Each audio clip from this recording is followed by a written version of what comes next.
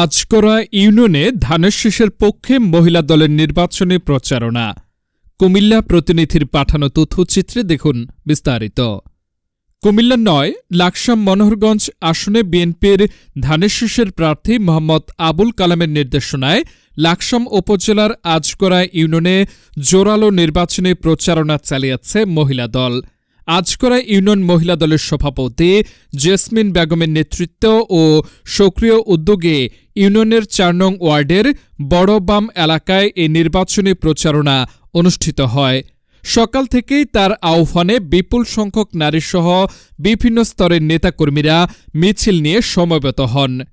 পরে তারা এলাকায় গণসংযোগ ও লিফলেট বিতরণের মাধ্যমে ধানের শীষের পক্ষে ভোট প্রার্থনা করেন।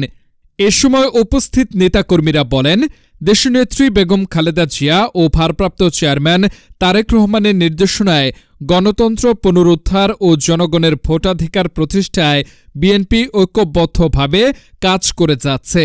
স্থানীয় রাজনৈতিক অঙ্গনে মহিলা দলের সভাপতি জেসমিন বেগমের এই সক্রিয় ও সাংগঠনিক নেতৃত্বকে এলাকাবাসী অত্যন্ত গুরুত্বের সঙ্গে দেখছেন।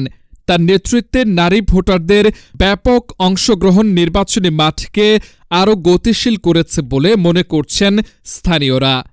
প্রচারণাকালে আজকরা ইউনিয়ন মহিলা দলের সকল পর্যায়ের নেতৃবৃন্দ ও বিএনপির অঙ্গ ও সহযোগী সংগঠনের নেতাকর্মীরা উপস্থিত ছিলেন।